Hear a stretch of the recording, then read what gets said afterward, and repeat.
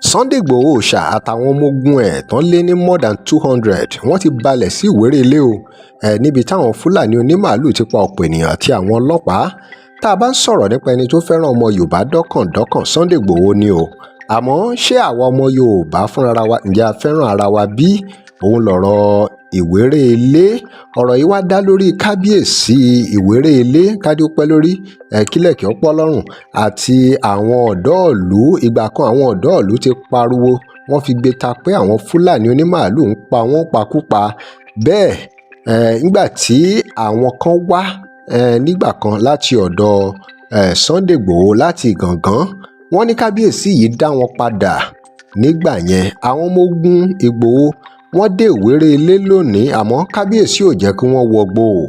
Kábíyèsí ò jẹ́ kí wọ́n wọgbó o. Kí ló dé kábíyèsí pẹ̀lú ohun gbogbo tó ti ṣẹlẹ̀ ní Ìwéré-Ilé? Ẹ wá ń sọ pé àlàáfíà ti wà ní Ìwéré-Ilé nígbà táwọn èèyàn gbéra lóríṣiríṣi ibi tán ti wá lókè Ògùn lọ́yọ̀ọ́ káàkiri ilẹ̀ Yorùbá wípé kí Ìwéré-Ilé kó lè lálàáfíà kán lè lé àwọn Fúlàní kúrò. Ohun tá a gbọ́ ni pé gẹ́gẹ́ bí àwọn ọ̀dọ́ ṣe sọ ni pé kábíyèsí ti ta àwọn Fúlàní yìí lólobó.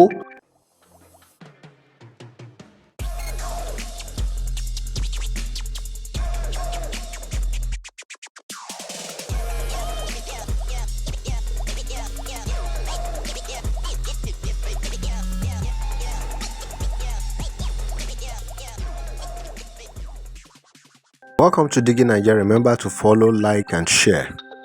Àwọn Fúlàní onímàálù apààyàn ajínigbé yìí, kí ló ṣẹlẹ̀ tó fi jẹ́ pé ìwà ọ̀dàlẹ̀, ìwà burúkú ó wà lọ́wọ́ àwọn ọmọ Yorùbá? Àfìmọ̀ṣọ̀kan rí òun ló fà á o tí Yorùbá nation yóò tí ì ṣe dúró bó ṣe yẹ kó dúró. Àmọ́ bí wọ́n fẹ́ bí wọ́n kọ̀, Yorùbá nation á dúró dandan, ó di dandan. Àwọn aráàlú wọ́n sọ̀rọ̀ gan-an lórí bí Fúlàní ṣe ń dà wọ́n láàmú, ṣùgbọ́n kábíyèsí wọn ní ẹ ṣeun ẹ padà, ìjà ti tán. Kí gbogbo àwọn ọmọ ogun bíi 200 ti Ìgbòho tí wọ́n wá tí wọ́n jẹ́ sọ pé àwọn ọ̀gá wọn káàkiri wọ́n ti wà láyìíká pé kí wọ́n wọgbó fà á tí kábíyèsí ò fi jẹ́ kí wọ́n wọgbó pẹ̀lú ohun gbogbo tó ń ṣẹlẹ̀. Ṣé tó bá dọ̀la tí kábíyèsí Ìwéré-Ilé bá pariwo síta pé Fúlàní ń pa àwọn èèyàn ní Ìwéré-Ilé, ǹjẹ́ àwọn èèyàn tiẹ̀ dáhùn bí? Ǹjẹ́ wọ́n máa réyàn gbà wọ́n sílẹ̀? Ọ̀rọ̀ rèé o ẹ̀yin èèyàn, ẹ ní láti bá wa gbọ́. Ó wá ti wá ń jọ pé àwọn olórí ìlú ló ń gbàbọ̀dè fún ìlú wọn. Kábíyèsí wọ́n ní láti ṣàlàyé o ìdí tó ṣe sọ́gbà àlàáfíà ti wà, nítorí wọ́n ní àwọn alálẹ̀, àwọn bí àwọn alálẹ̀ àti bẹ́ẹ̀ bẹ́ẹ̀. Lóòótọ́ àwọn alálẹ̀ wà, àmọ́ spiritual nìyẹn, physical action ńkọ́? Kí ló dé tí wọ́n ò jẹ́ wọgbó? Wọ́n ní láti ṣàlàyé. Lóòótọ́ a rí àwọn ọlọ́pàá ń bẹ̀. Ẹ̀yin náà ẹ máa gbọ́ ohun tí kábíyèsí sọ nínú fọ́nrán yìí. Ohun tí ẹ bá rò kẹjẹ́ ká gbọ́ ní comment section. Nípa àdí èyí wọ́n bá wọn interpret. Ọlọ́run Elédùmarè tó gbé ìlú yìí kalẹ̀ pẹ̀lú àwọn aláṣẹ ìlú yìí. Wọ́n láwọn fẹ́ kẹ́ gbà fáwọn pé mímì kan ò lè mí Ìwéré-Ilé. Bí ó ti ń rí. Wọ́n ní bó ṣe ń rí. Nígbà tí ọ̀rọ̀ yìí ṣẹlẹ̀. Àwọn ìgbésẹ̀ kan ti wà tí àwọn ti ń gbé. Àwọn aláṣẹ ìlú yìí tí wọ́n tẹ ìlú yìí. Tí à ń pè wọ́n ní alálẹ̀. Wọ́n gbé ogun ọjà àkókò Ìwéré-Ilé, ó ní ọjà tí ń ṣiṣẹ́ yẹn. Wọ́n ní ìtumọ̀ pé ogun ọjà àkókò Ìwéré-Ilé ó ní òòṣà tó ń ṣiṣẹ́ yẹn tó dẹ̀ sì wà bó ṣe wà láyé àtijọ́. Nígbà tí ìgbìmọ̀ ẹ̀ṣẹ̀ lókun gbogbo àwọn bàbá wa wọ́n ti lọ ní ìlànà. Wọ́n nígbà tọ́rọ̀ yìí ti ṣẹlẹ̀ gbogbo àwọn bàbá àwọn tí wọ́n ti lọ làwọn ti pè náà ti dá wọn lóhùn. Kábíyèsí o. Àwọn láwọn òòṣà yìí náà sì sinmi. Wọ́n fẹ́ fi tó ilé ti pé láti ìgbà tọ́rọ̀ yìí ti ṣẹlẹ̀. Wọ́n ní láti ìgbà tí ọ̀rọ̀ yìí ti ṣẹlẹ̀. Náà ni a ti ń ṣe ìrúbọ. Ní àwọn tí ń ṣe ìrúbọ. Bẹ́ẹ̀ ni orò náà tó sì ń gbé ìrúbọ. Torí ilé yìí. nítorí ìdí èyí. a rí i pé gbogbo àwọn rumors tó ń ṣẹlẹ̀. wọ́n ní a rí i pé gbogbo àwọn ọ̀rọ̀ ìsọkúsọ àkàgbé òkèèrè sọ̀rọ̀. pé wọ́n ní àwọn èèyàn sọ wípé ìlú ilé ẹnìkẹ́kan jáde síta mọ́. pé àwọn ń gbọ́ pé nílùú Ìwéré-Ilé àwọn tá à ń sọ yìí ti bo gbogbo òlú yẹn kò sẹ́ni tó lè jáde mọ́. ẹni tó bá lóun rí Fúlàní nítorí látijọ́ ìgbẹ́yìn ìṣẹ̀lẹ̀. wọ́n ní ẹni tó bá lóun rí Fúlàní níta látijọ́ tí ìṣẹ̀lẹ̀ yẹn ti ṣẹlẹ̀ ó mẹ́rin wá. àwọn ni wọ́n mọ ohun tó bá wọn. wọ́n ní àwọn ni wọ́n mọ ohun tó bá wọn. àwọn onígbàgbọ́ ní. wọ́n ní àwọn onígbàgbọ́ sọ pé. wọ́n ní àwọn onígbàgbọ́ sọ pé àwọn kọ́lá pa wọ́n o, àwọn ni wọ́n para wọn. a gbọ́ ohun tí ìkan nínú àwọn ọmọ ogun Sunday Igboho Òòṣà sọ, ẹ jẹ́ ká gbọ́ ohun tí wọ́n sọ.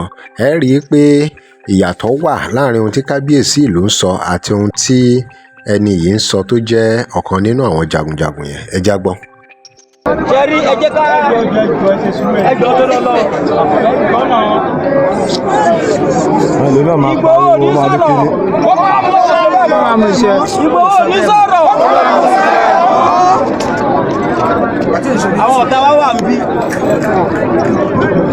Àwọn abẹ́ wọlé o, abẹ́ wọnú gbóbi. Gbígbà tí bàbá yẹn sọ̀rọ̀ kábíyèsí.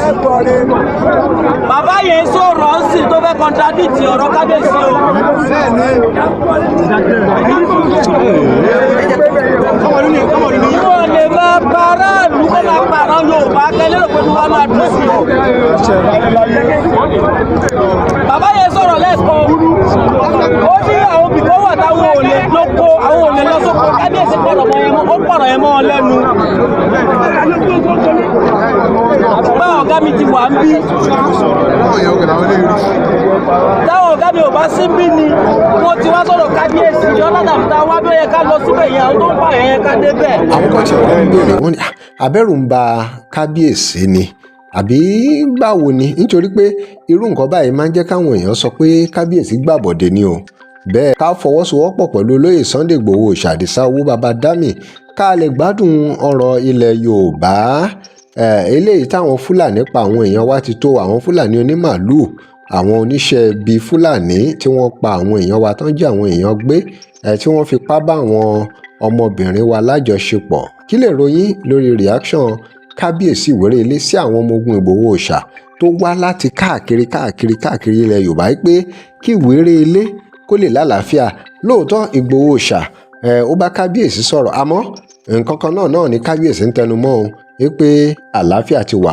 tó bá tiẹ̀ wá jẹ́ pé àlàáfíà ti wà tòótọ́ bí èèyàn bá rìnrìn bá yẹn ṣó yẹ kí a kàn dá padà bẹ́ẹ̀ àbí ká sọ pé wípé kí wọ́n wọgbó kán wà yíká kán wo nǹkan tó ń ṣẹlẹ̀. àmọ́ ọ̀rọ̀ yìí ó ní k-leg ó ní bó ṣe jẹ́.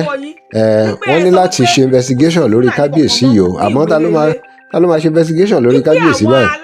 gbogbo ẹ̀ ìdọ̀wọ́ Ọlọ́run.